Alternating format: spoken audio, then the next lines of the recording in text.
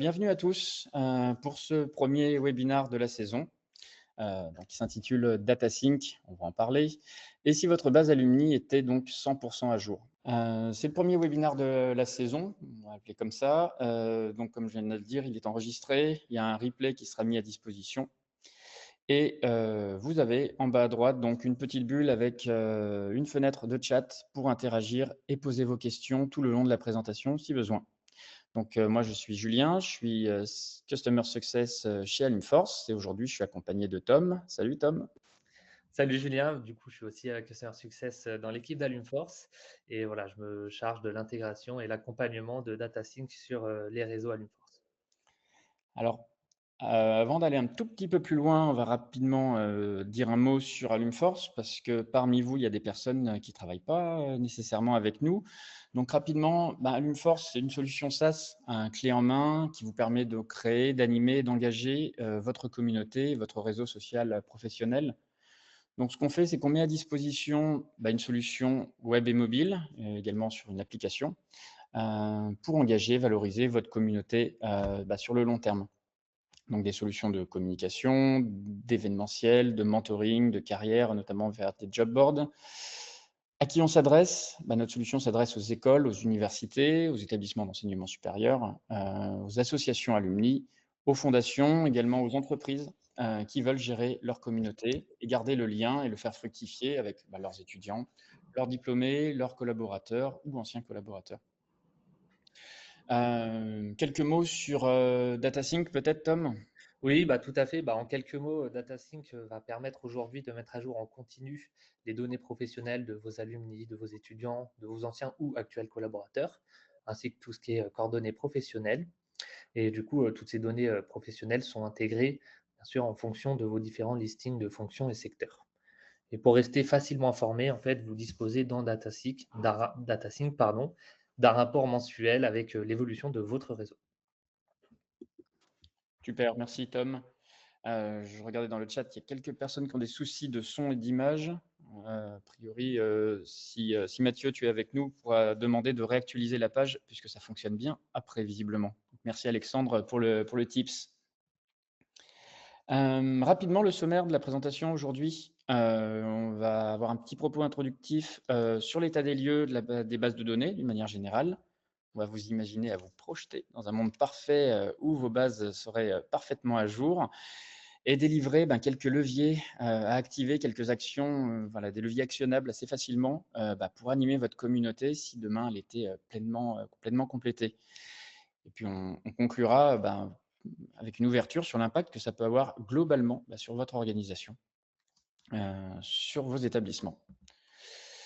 Donc aujourd'hui, un état des lieux voilà, sur la base de données en 2025, sur les bases de données d'une manière générale pour les organisations, pas spécifiquement sur les communautés alumni, même si on va y revenir bien sûr un petit peu. Aujourd'hui, le chiffre qu'on constate, c'est qu'on a 62% en moyenne des informations d'une base de données qui sont valides. En fait, le calcul, ça veut dire qu'il y a 38% qui ne le sont pas nécessairement. Ces 62%, c'est dans le cadre d'une base de données qui est bien sûr entretenue, c'est-à-dire régulièrement actualisée et pour laquelle des actions sont régulièrement faites pour justement engager les utilisateurs à actualiser leurs données ou qu'une veille est effective.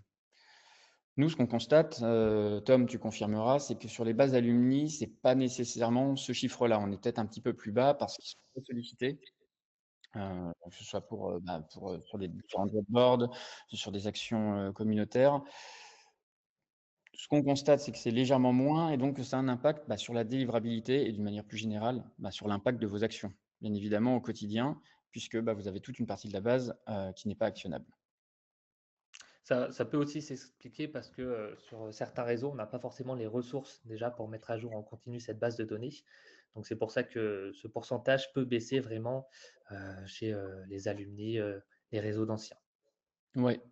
Et tu parles de ressources, justement, sans action justement de votre part, hein, on constate, rapidement qu'une base de données se dégrade très vite, puisque pareil, là aussi, un chiffre qu'on constate, c'est environ un tiers, hein, 30% d'une base de données, 30% de ces données sont altérées ou sont dégradées en l'espace d'un an.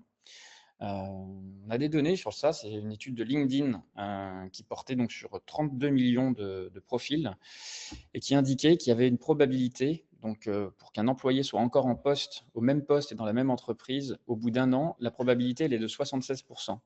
Si on se projette à 3 ans, elle est de moins de 50 puisqu'elle est aux alentours de 45.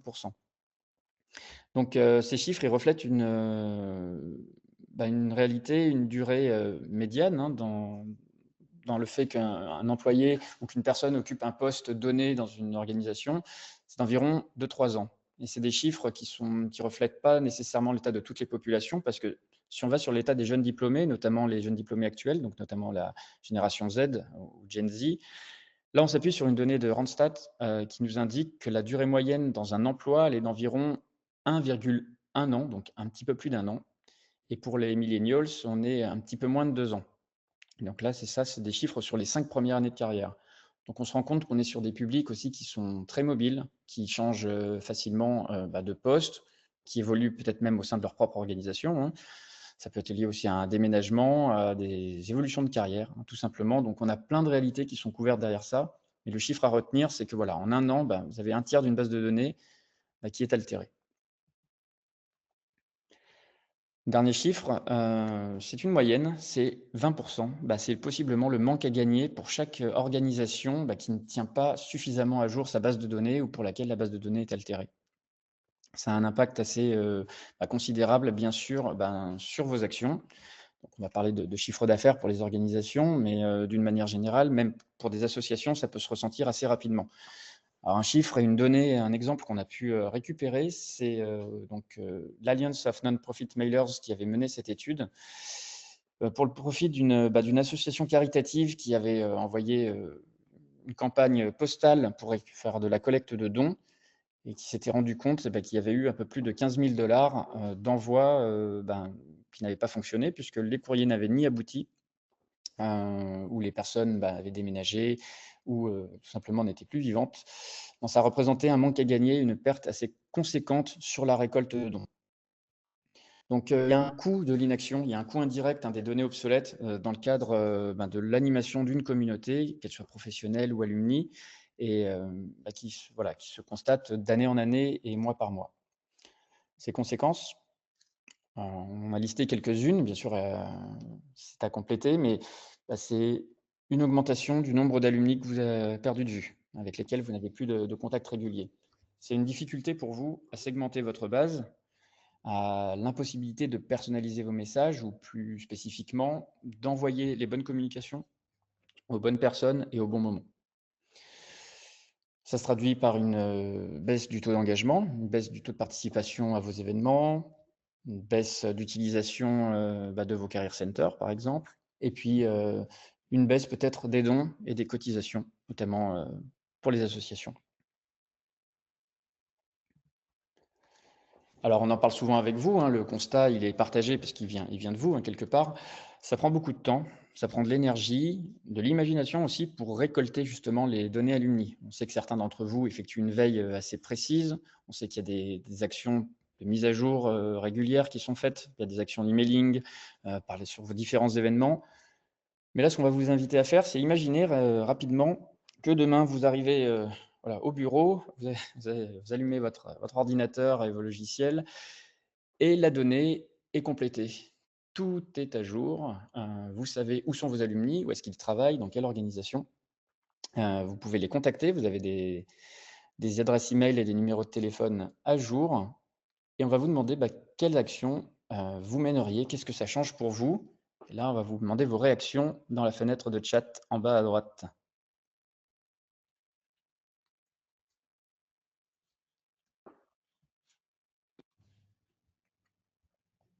Rapidement, en vous projetant en une phrase ou en 2, voilà, quels seraient les premiers leviers que vous actionneriez, si demain Alors Jérôme avec, davantage de prise de contact ou Clara pour mieux cibler nos emailing. De prise de contact, Jérôme, c'est-à-dire, à travers le mailing ou, autre? on a Emeline, ouais, qui parle d'amélioration de la qualité relationnelle, bien sûr, on pourrait préciser les messages, j'imagine. On parle beaucoup de segmentation. Mmh. Marion qui met en lumière en fait, l'importance, des nominations, voilà les nouveaux postes, des nouveaux diplômés à du coup, mettre en avant auprès de la communauté. Les événements, bien sûr, les opportunités, tout à fait. Ouais. Les sondages, Catherine, c'est intéressant les sondages. Je vais pas trop vous spoiler, mais on va y revenir. Oui, tout à fait, les sondages, on a quelques stats sur ça. Des événements individualisés, de la personnalisation. On voit voilà, dynamiser bien sûr, des actions comme les programmes de mentoring, mieux sourcer les candidats. Donc, tout simplement, en fait, j'ai l'impression que ce qui est fait là-dessus, c'est, des actions plus ciblées, à meilleur impact, à meilleure valeur ajoutée parce que, tout simplement, on perd un peu moins de temps et d'énergie à battre des données qui ne sont plus à jour. Écoutez, vous avez couvert un petit peu tout ce qu'on voulait dire, donc on va vous souhaiter une excellente journée et j'espère que le webinaire, bien sûr que non. Je vais laisser la main un petit peu à Tom, qui va vous faire part de la réflexion, de nous, ce qu'on a un petit peu observé et identifié comme, levier potentiel. Tout à fait, merci Julien. Voilà, aujourd'hui, nous, à travers l'expérience qu'on a eue sur DataSync avec nos différents réseaux, on a pu catégorifier en 4 leviers. Bien sûr, hein, ces leviers, c'est ce qu'on a observé, ça peut changer d'un établissement à un autre. On va d'abord parler de segmentation, c'est beaucoup revenu dans ce que vous avez dit. Parce qu'avec DataSync, on va pouvoir maintenant segmenter à la fois les communications, mais aussi les utilisateurs. C'est-à-dire que sur votre base de données, sur l'utilisation de vos groupes, de vos tribus ou de vos clubs, avec le peuplement automatique, on va pouvoir segmenter notre base de données. On parle de personnalisation grâce au rapport mensuel envoyé du coup, tous les mois. Comme l'a dit Julien, ça permet d'envoyer le bon message au bon moment à la bonne personne. Elle est assez intéressante cette phrase. Toute la partie fidélisation, comme l'a dit Marion, avec les nominations, des témoignages ou encore des parcours inspirants. On aura l'occasion d'y revenir vraiment plus en précision tout à l'heure. Et une partie aussi intéressante, c'est le développement. En étant data-driven, vous limitez vos risques sur le développement car maintenant, vos décisions, elles sont prises en fonction de la data. Notamment, par exemple, au niveau des jeunes diplômés, pour voir un petit peu les tendances du marché de l'emploi.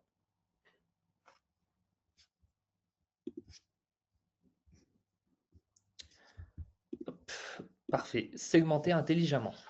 Donc, tout ce qui va concerner les mentors, les intervenants et les ambassadeurs. On a essayé d'être aussi data-driven un petit peu sur ce webinaire en vous donnant des chiffres.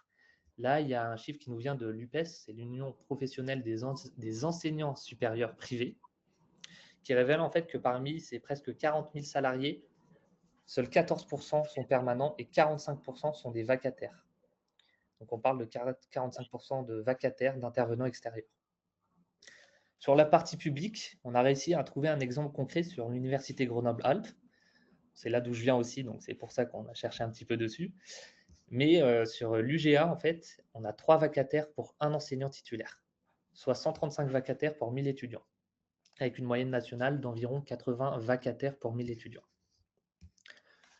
Tout ça pour dire que Le Monde, en 2024, ont sorti un article avec un chiffre assez intéressant. En fait, c'est une augmentation de 30% des enseignants vacataires en 7 ans. Donc, tous ces chiffres, en fait, ça va montrer l'importance des intervenants, des externes, dans l'offre de formation de l'école. Et du coup, grâce à DataSync, derrière, avec de la donnée à jour, vous pouvez facilement recruter les intervenants spécifiques en fonction de vos besoins. On devient proactif, c'est-à-dire qu'on n'envoie plus un mail en disant « nous sommes à la recherche de vacataires ». On peut envoyer un mail en disant « vous êtes dans le marketing, vous faites ce poste, nous sommes à la recherche d'un intervenant pour un cours avec ces notions, êtes-vous disponible ?» Bien sûr, vous pouvez faire ça dans une liste dynamique. Concernant aussi vos alumni en reconversion, le rapport mensuel transmis va en fait vous dire qui a fini son poste sur LinkedIn à telle date et du coup, voir si un mois après, il a trouvé du travail ou alors il peut être en reconversion. Vous pouvez les identifier et pourquoi pas leur proposer des formations continues. Je ne sais pas si vous avez la même chose, mais moi, en ce moment, sur LinkedIn, je reçois environ un message par semaine proposant une offre de formation continue. Et vu que j'en ai 5, 10, je ne vais pas tous les regarder. Par contre, celui qui va être amené avec de la personnalisation, je ne dis pas que je vais faire la formation continue, mais déjà, ça va plus attirer mon attention. On parle aussi de détecter les alumni dans les entreprises cibles. Là, on va parler des entreprises avec lesquelles vous souhaitez faire des partenariats, par exemple. Pour la taxe d'apprentissage, on pourra revenir dessus plus tard. Vous souhaitez développer un partenariat avec une entreprise que vous avez définie comme stratégique. On ne vous garantit pas, avec DataSync, qu'à 100%, vous allez pouvoir nouer ce partenariat, Mais si vous avez des ambassadeurs dans cette entreprise qui font partie de votre base de données alumni, c'est toujours plus facile, on augmente nos chances avec les ambassadeurs. Et bien sûr, tout ce qui est sur vos groupes, vos tribus, vos clubs ou encore vos événements à l'international, bah, vous pouvez animer localement grâce à la localisation reprise depuis DataSync. Et derrière, vous pouvez segmenter en fonction de la géolocalisation. Ouais, donc un gros enjeu premier, hein, et puis c'était beaucoup ressorti dans vos réponses tout à l'heure de segmentation, qu'elle soit professionnelle ou géographique. Tu as commencé déjà à aborder un peu le sujet, Tom, mais mieux segmenter, l'impact tout de suite, bah, c'est mieux personnalisé, hein, tout simplement. Ouais, tout à fait. Ce qui est intéressant, sur, la personnalisation, c'est les communications ultra ciblées. Quand on vous a demandé: «Qu'est-ce que vous feriez demain?» je pense que 50 des réponses, c'est: «Bah, on va mieux segmenter nos communications».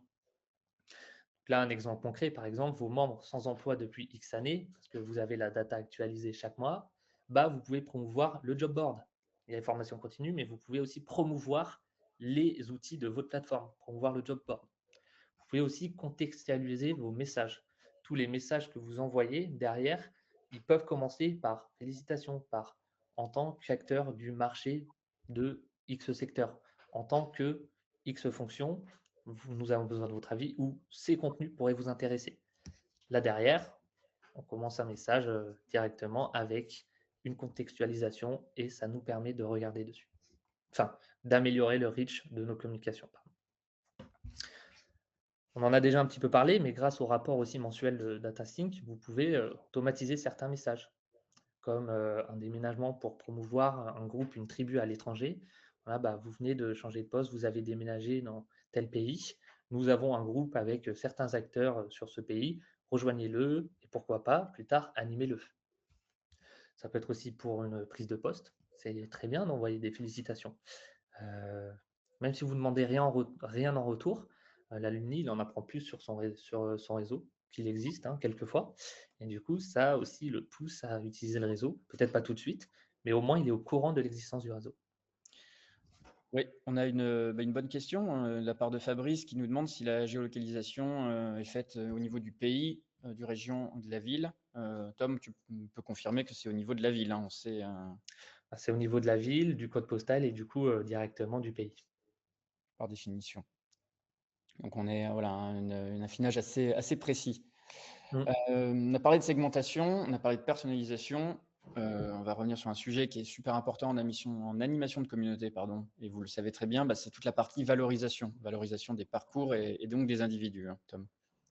C'est ça, tout à fait. Bah, ce troisième levier, il s'inscrit, directement dans la continuité du précédent. On va valoriser pour fidéliser. Parce que après, on parlera du coup du développement, donc des nouveaux alumni qui ne sont pas encore sur la base, mais il faut aussi, tourner notre travail sur les alumni actuels. Je vous apprends rien, hein, mais derrière, comme ça, valoriser, ça permet de fidéliser derrière. On a deux petits points et on va Ouais, poursuivre sur la partie valorisation. Zine à Strasbourg qui nous pose la question de la source des données. Sans aller dans le détail, on peut dire que c'est LinkedIn. Principalement, puisque c'est là que à peu près 92 ou 95% des membres mettent régulièrement leurs données à jour. Nelly qui pose la question, est-ce que l'envoi de ces messages se fait via Wallaxy ou avec un autre moyen? Là, pareil, on ne rentre pas nécessairement dans la technique. Alors, Wallaxy peut tout à fait le faire. On pourra envisager aussi d'autres outils mis à disposition qui pourront t'aider, Nelly, pour automatiser ce genre de messages. tout à fait. Grâce à la création de listes dynamiques aussi depuis votre plateforme, ça permet de passer directement par la plateforme pour faire un envoi segmenté, personnalisé, mais un petit peu en masse aussi. Ce qui se fait beaucoup sur certains réseaux aujourd'hui, ce sont les nominations, hein. Oui. Troisième rappel, dans le rapport mensuel, vous voyez tous les nouveaux postes. Donc vous voyez les nominations. En exemple concret, ça veut dire que vous pouvez créer une nouvelle sorte de contenu récurrent. Tous les mois, par exemple, vous recevez le rapport, vous pouvez faire un article directement sur votre plateforme Alumforce, vous shootez aussi sur LinkedIn en teaser, en ne mettant pas tout l'article, en associant du coup, en taguant les membres que vous nominez, enfin, qui ont été nominés. Et derrière, ça va permettre directement aux membres de se sentir valorisés, de le fidéliser et pourquoi pas de faire du bruit sur la plateforme, sur son réseau à lui. tout à fait. et derrière, d'en faire un ambassadeur.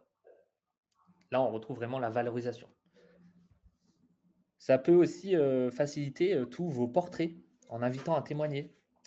Là, moi, je prends mon exemple concret. J'ai reçu un mail générique de mon ancienne école qui me disait: «Nous sommes à la recherche de portraits. Est-ce que vous voulez est-ce que vous voulez rayonner sur le réseau?» C'est très bien, ça donne envie. Mais si encore une fois, on m'envoie: «Bah, bonjour Tom, vous venez de passer manager», par exemple, ce parcours est assez inspirant, nous voudrons le mettre en lumière. Seriez-vous prêt, disponible pour réaliser ce témoignage? Bah, le deuxième message, j'ai quand même un petit peu plus envie d'y aller que le premier. Je dis pas que j'ai pas envie d'y aller au premier, encore une fois. Mais le deuxième message, ça m'invite, ils se sont renseignés sur moi au préalable, hein, grâce à DataSync, et derrière, je vais sûrement accepter. Bon, en tout cas, je te félicite pour ce nouveau poste de manager, Tom. Tu vois, je fais de la personnalisation et de la valorisation en direct, hein, on met en application tout de suite. Puis ça me fait le relais aussi un peu avec les questions du chat. Est-ce qu'on aura bien le support à la fin? Clémence, bah oui, on pourra le fournir si besoin, bien sûr, tu peux te rapprocher de moi et je te l'enverrai. On a besoin de l'accord de la personne, bien sûr, avant de créer un article sur lui. Alors sur une nomination, ça peut être simplement, le partage de l'information, mais on est tout à fait libre de le contacter, pour lui demander son accord. D'autant plus que Tom confirmera, mais avec le service DataSync, bah, vous avez justement le contact de la personne. Donc éventuellement, on peut, voilà, bien sûr, capitaliser sur son aval là-dessus. Mmh. Et Annick nous pose la question, la de nomination, je pense qu'elle passe de l'organisation, en tout cas de la solution, nomination avec un S à la fin, est également une source de données. Ce peut en être une. On avait déjà travaillé un petit peu avec eux, il y a un flux, hein, possible de nomination dans la plateforme. Mais là, en l'occurrence, Tom, c'est la récupération des données actualisées depuis les profils des membres, hein. Oui, depuis DataSync, tout à fait. En fait, dans le rapport mensuel, vous allez, voir, bah, il y a 50 nouveaux postes, qui ont été créés. Vous pouvez regarder qui ont été créés, qui ont été mis à jour sur des utilisateurs. Vous pouvez vous servir de ces 50 postes pour voir les postes, assez intéressants, hein, vous les mettre en valeur et du coup les contacter. Bien sûr, hein, il faut, leur accord en aval pour du coup, faire l'article nomination du mois. Ça peut être un nouveau contenu à proposer sur votre plateforme, à relayer sur LinkedIn en les taguant, comme, je l'ai expliqué. Mais on est plus sur les nominations reprises depuis DataSync, on est oui, pas sur, l'entreprise. Ouais, absolument. On a parlé donc voilà de segmentation, de personnalisation, de valorisation. Un point qui te tenait à cœur, Tom, dont tu voulais parler, c'était la partie développement, hein. Ouais, tout à fait, le développement. Là, aujourd'hui, la data, c'est assez génial pour se développer parce qu'on peut facilement, avoir des données statistiques. On peut facilement, du coup, orienter notre stratégie, grâce, au développement et du coup, c'est là où on arrive à notre quatrième pilier qui est ciblé pour développer, avec une partie plus financière pour le développement.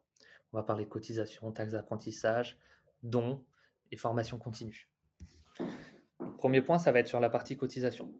Maintenant que vous avez de la data professionnelle à jour, pourquoi pas les croiser avec les données de cotisation de vos plateformes. Cela peut s'obtenir par exemple grâce au rapport et vous permettre de créer des listes de diffusion mailing et SMS dynamiques. Vous les créez une fois, vous n'avez plus besoin de les créer. Vu que la data va s'alimenter et va automatiquement alimenter les listes, on les crée une fois, on n'a plus besoin d'y toucher après. Par exemple, je crée la date dont je crée une liste avec les utilisateurs dont la dernière date de cotisation est 2024. Je la croise avec les nouveaux posts que je reçois chaque mois. Et après, du coup, je peux personnaliser mon message pour les inciter à recotiser. Pareil pour les nouveaux, ceux qui n'ont pas encore cotisé, mais je regarde dans mon rapport mensuel. Et du coup, je peux les contacter avec un angle d'attaque en disant bah, félicitations pour ce poste. L'école est très fière de compter dans ses membres X postes de tel secteur. Venez cotiser. Un peu plus travailler, bien sûr, en fonction de vos cibles, mais c'est ce qui peut se faire. Concernant la taxe d'apprentissage et la partie don, on sait que c'est un peu le nerf de la guerre dans certains établissements. Là, je vais vous donner la parole pour la taxe d'apprentissage ou pour les dons. Quel lien vous pourriez établir entre une base de données à jour avec les contacts, la localisation, les expériences pro et la partie taxe d'apprentissage et partie donateur. On va on va se prendre 1 ou 2 minutes et comme ça permet d'être un peu interactif et de voir vos idées.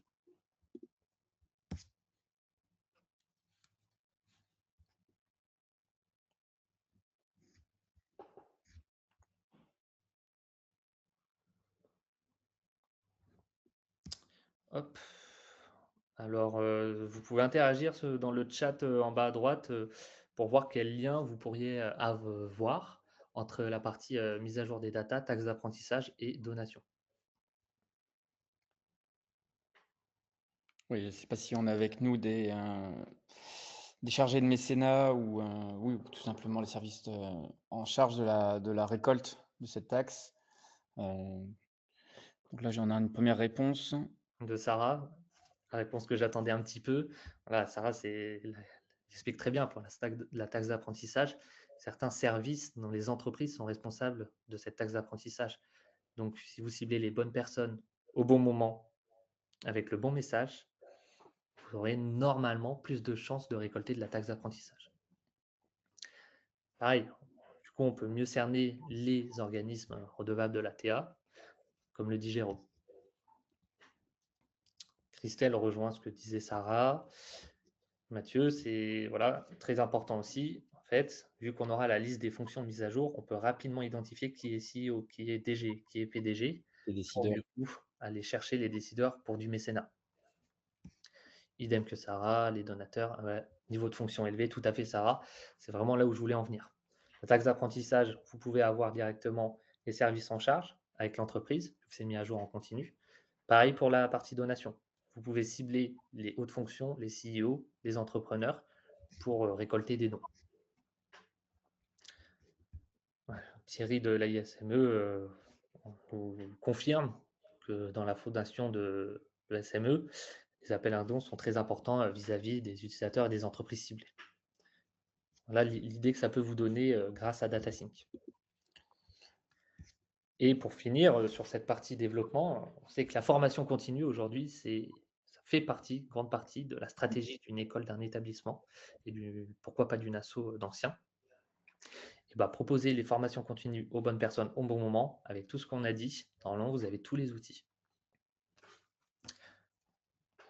Là, un autre point qu'on n'avait pas mis tout à l'heure dans le menu, mais qui est intéressant et qui va peut-être parler à pas mal de personnes qui sont présentes aujourd'hui, bah, c'est un impact directement sur les enquêtes, Thomas. Oui, tout à fait. Bah, on sait que les enquêtes aussi, voilà, les certifications RNCP, les différents classements palmarès, là, on a le Financial Times qui est sorti il y a quelques jours. C'est des classements qui sont très importants, qui sont dans la stratégie d'école, d'établissement. Bah là, vu que vous avez de la data à jour, les RNCP, si vous le mettez à jour aujourd'hui, que dans 2 ans, vous devez faire la RNCP de la promo 2025, bah, si vous manque quelques infos, vous les avez sur votre base de données Alumforce. Derrière, pareil, pour les classements, les palmarès, très important pour les écoles, vous pouvez du coup trouver la base de données que vous souhaitez, l'échantillon de votre base de données que vous souhaitez. Pour le Financial Times, on le sait tous, il y a un enjeu de salaire. Pourquoi pas aller cibler les jeunes diplômés qui ont un poste aujourd'hui assez important qui pourrait être corrélé au salaire. Ça ne marche pas à 100%, mais on se rapproche de 100%.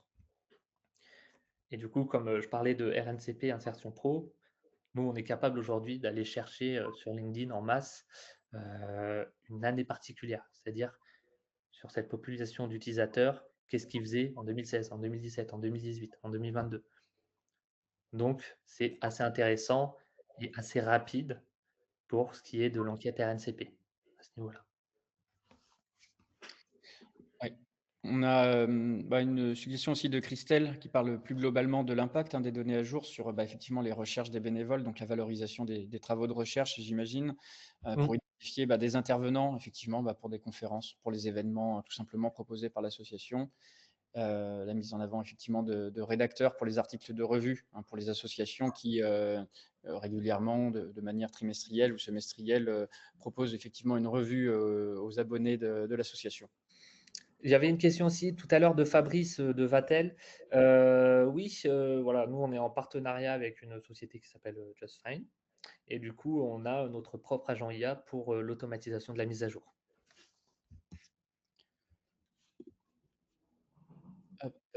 Un exemple concret, puisqu'on on a illustré beaucoup tout à l'heure, Tom, les choses qui pouvaient être mises en place. Il faut voir que la solution, dont tu en as parlé par Just Find, mais la solution DataSync, elle a déjà été éprouvée quelque part. Tout Tout à fait. Aujourd'hui, la base de Neoma Alumni, c'est 70 000 profils. Bah, aujourd'hui, on se rend compte que 80 de cette base de données est mise à jour en continu. Donc derrière, leur stratégie a vachement pivoté en étant data driven. Donc ça marche aujourd'hui. Voilà. Ça montre surtout que sur ces populations-là, on a pu identifier un gros volume d'utilisateurs et ça a permis voilà, de recentrer, de redonner de l'impact en fait aux actions, tout simplement, hein, de l'association des diplômés. Alors la question de Christelle, pour ceux qui ont déjà mis en place, Justfine, ça sera à voir, directement avec eux. Nous, en fait, avec DataSync, tout est mis à jour, en continu et entre guillemets, tout passe par nous et on vous fournit tout. On devient votre interlocuteur et c'est directement plugué sur votre plateforme Alumforce.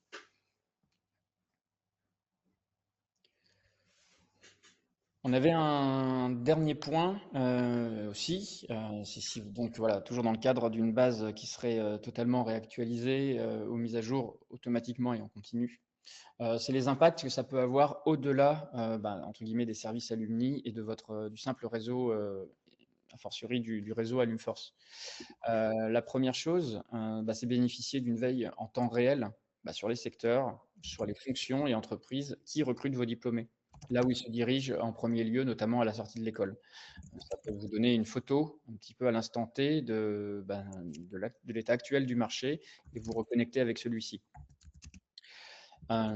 Par ailleurs, c'est aussi un bon moyen d'enrichir votre CRM. C'est-à-dire qu'on alimente Alumforce, mais si ce dernier est connecté avec d'autres systèmes d'information de l'établissement ou de l'organisation, ça permet à d'autres services et à vos collaborateurs aussi de capitaliser sur ces données dans l'impact de leurs actions. Que ce soit pour des actions de communication, que ce soit pour des actions de fundraising, que ce soit tout simplement pour l'établissement de rapports statistiques. En tout cas, voilà, ça peut être vertueux et voilà, on va dire satisfaire à l'ensemble de l'organisation au sein de laquelle vous travaillez. Également, vous identifiez plus facilement des intervenants. Alors, on en a parlé déjà un petit peu tout à l'heure, mais des experts pour vos événements. Christelle il faisait référence il y a quelques instants. Vous gagnez surtout un temps pour les identifier et pour les contacter, pour les mobiliser. Il y a un travail de veille qui est moindre. J'imagine aujourd'hui, pour certains d'entre vous qui le font, ça leur prend pas mal de temps. L'idée, c'est que l'information vienne à vous et pas l'inverse. Enfin, et ça c'est une autre idée, c'est aussi ça vous permet d'avoir un coup d'avance entre guillemets, sur votre offre de formation et d'être innovant. Je reprends un petit peu le premier point, de savoir où sont vos diplômés, dans quel secteur ils évoluent, quels sont les intitulés, leur niveau titre de poste. Ça permet d'avoir un échange plus régulier avec eux, plus qualitatif aussi, et d'adapter pourquoi pas les maquettes de vos cours ou de vos cursus, de manière à ce que ces derniers répondent d'autant plus aux attentes du marché. On parlait d'intervenants, on parle aussi voilà, éventuellement de conférenciers. Tout simplement même permettre aux étudiants de contacter des alumni qu'on a pu identifier, dont on sait où ils sont et ce qu'ils font, pour avoir une approche, peut-être même à travers du mentorat, pourquoi pas, beaucoup plus précise des attentes d'un marché professionnel donné. Tom, je vois que tu tapes sur ce Ah oui, clavier. pardon, Oui, je vais, peut-être désactiver mon son. Je répondais aux questions dans le chat pour pas t'interrompre. on va peut-être les reprendre. Tac, tac, tac. Bah, Ouais, tu disais effectivement, chaque personne qui travaille aujourd'hui avec Alumforce, s'il souhaite un petit peu plus d'informations précises, en tout cas sur la mise en place du service, on peut se rapprocher de nous, hein, de Florent, de Tom, ou de moi. Fabrice qui pose la question: à combien de services on peut connecter les données? Donc techniquement, à peu près à tous. Tout dépend en fait. ça sera plutôt uniquement c'est uniquement sur la plateforme Alumforce si on parle de services type CRM ou autre, ça sera uniquement sur Alumforce. Ce sera oui, mais oui, à voir en fait sur les dépendances et les interconnexions de Alumforce avec vos autres systèmes. Je vais recouper mon micro. Alors, je sais qu'il y a une question de Lionel: comment gérez-vous les homonymes? Je pense que ça peut se gérer, Tom, je voudrais bien que tu confirmes, mais ça peut se faire avec l'année de sortie et l'année d'obtention du diplôme. On peut C'est identifier. ça. Tout à fait. L'obtention du diplôme, le diplôme suivi aussi.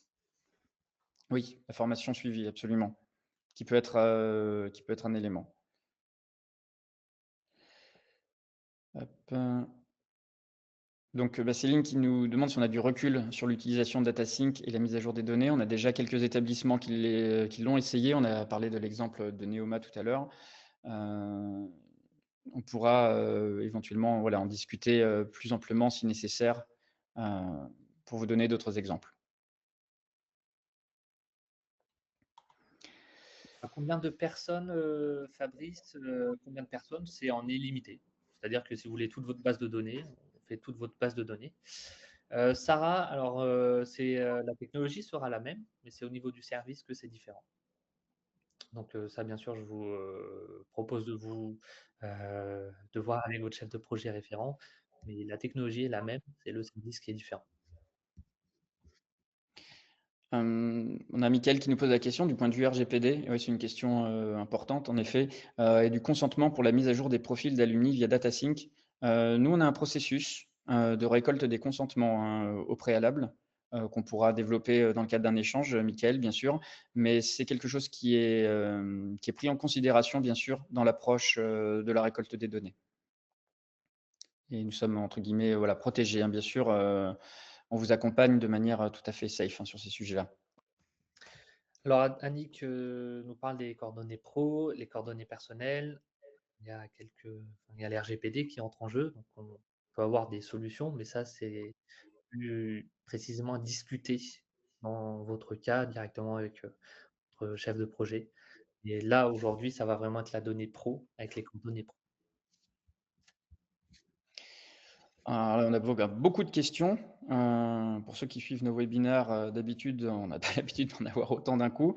On fait le ping-pong avec Tom. Lionel qui nous pose la question de comment se passe la complétion des secteurs d'activité. Là aussi, basé sur la techno, IA et ça s'appuie sur vos référentiels. Donc ça ne s'appuie pas sur un référentiel unique Alumforce, mais ça va s'adapter au référentiel de chacune de nos plateformes. Comme vous le savez, certains d'entre vous, évoluent dans des écoles avec enfin, qui ont des cursus très particuliers, dans des secteurs d'activité très particuliers. Vous avez des référentiels de fonctions et de secteurs à vous. Ben, l'IA s'adaptera à ça. Alors, on a beaucoup de questions sur le tarif. Bien sûr. Tarif, je vais vous donner une échelle. On est entre 2 000 € et 200 000 €. Donc, c'est une échelle assez précise. Si vous voulez qu'on réduise un petit peu cette échelle, ce que je vous invite, c'est à avoir des discussions avec chacun des réseaux, directement avec votre chef de projet référent ou la partie commerciale pour les réseaux qui ne sont pas encore chez Alumforce.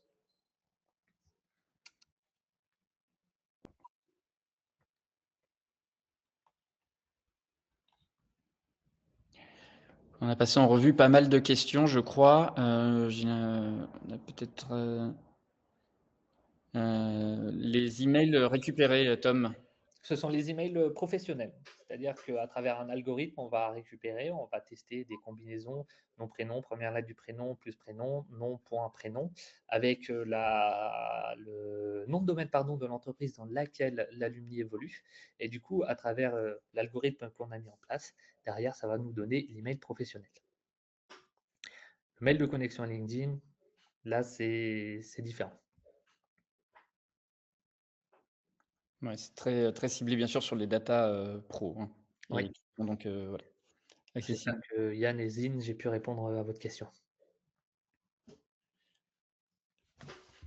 On approche de la fin, on peut reprendre encore quelques remarques, bien sûr, réactions et questions. Sans quoi on va quand même, voilà, bien sûr, tous vous remercier pour le suivi, pour les nombreuses réactions que vous avez apportées. C'était plutôt dynamique, ça vous a intéressé. Puis on l'a vu, de toute façon, nombre d'inscrits sur ce webinaire, donc c'était très chouette.